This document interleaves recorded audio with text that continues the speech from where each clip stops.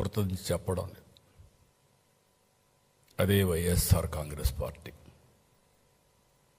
ఎందుకంటే దేశంలో ఇన్ని పార్టీలు, ఐడియాలజికల్ డిఫరెన్సెస్ ఉండొచ్చు,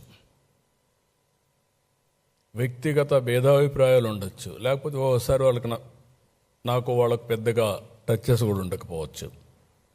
ఆంధ్రప్రదేశ్ రాష్ట్రంతో పని కూడా ఉండకపోవచ్చు, ఓట్లే కాదు పని కూడా ఉండకపోవచ్చు. ఆ ప్రాంతీయ పార్టీ ఆ రాష్ట్రంలో ఉండొచ్చు.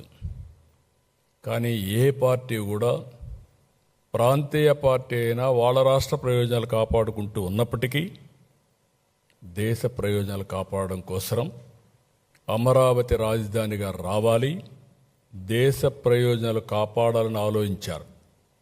వైఎస్ఆర్ కాంగ్రెస్ పార్టీ మాత్రం దేశ ప్రయోజనాలు అవసరం లేదు, రాష్ట్రం నాశనం అయిపోయినా పర్వాలేదు, మేము అనుకున్నదే జరగాలని పట్టుదలతో ముందుకు పోయారు.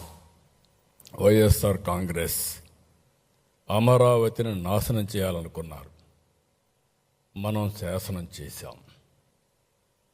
దేశం ఈరోజు అమరావతి కోసం నిలబడింది. కుట్రలు దాటి అమరావతి గెలిచింది. నిజమైన 5 కోట్ల ప్రజల కల కేంద్ర రాజముద్రతో తిరుగులేని స్పష్టత, ప్రజల ఆశలు ఆశయాలు నెరవేరిన వేళ ఇది మనందరికీ గుర్తింపు, గౌరవం.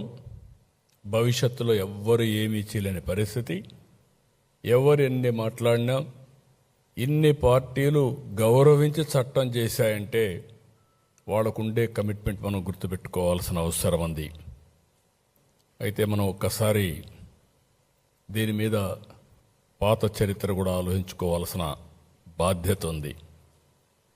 ఆ రోజు మీరు చూస్తే